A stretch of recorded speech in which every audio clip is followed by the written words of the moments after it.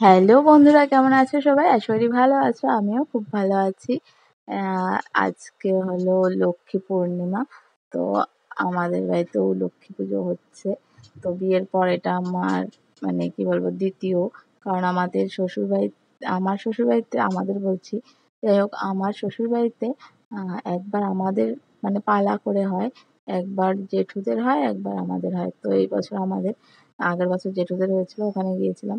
তো এই বছর আমাদের বাড়িতে। আর এই দেখো এখানে আমি প্রদীপগুলো মুছছিলাম। কারণ এই প্রদীপগুলোর বয়স কিন্তু ৯৮ বছর। হ্যাঁ, যত বছর পুজো ততগুলো প্রদীপ জ্বালানো হয়। আর এইদিকে দেখো সকালে সকাল সকাল রান্না করতেও চলে এসেছে।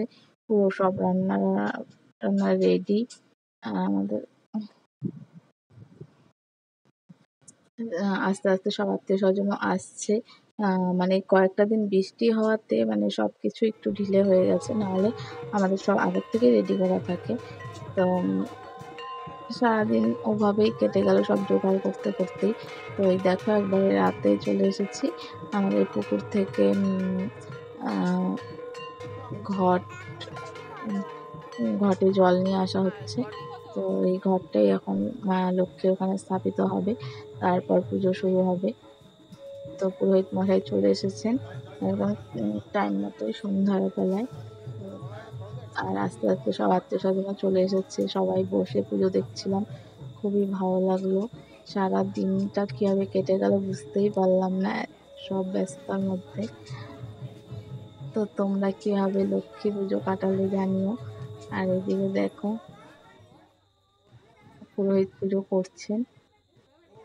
আর পেছনে সব লোকজন আছে, বসে আছে, সবাই পুজো দেখছে। তো একটা ভালো হয়েছে যে আজকে বৃষ্টি হয়নি।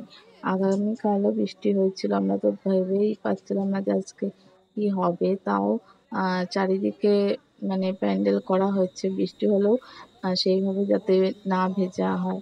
আর এদিকে দেখো দিনে যেই প্রদীপগুলো আমি গুছাচ্ছিলাম সেগুলো রাতে সবাই যত আত্মীয়-স্বজন এসেছে সবাই একটা করে আমরা জ্বালাই এই প্রদীপ। আর এই পুজো হচ্ছে ৯৮ বছর। আ আর ততটাই প্রদীপ জ্বালানো হলো। তো প্রত্যেক বছরই তাই করা হয় আমাদের বাড়ির পুজোতে।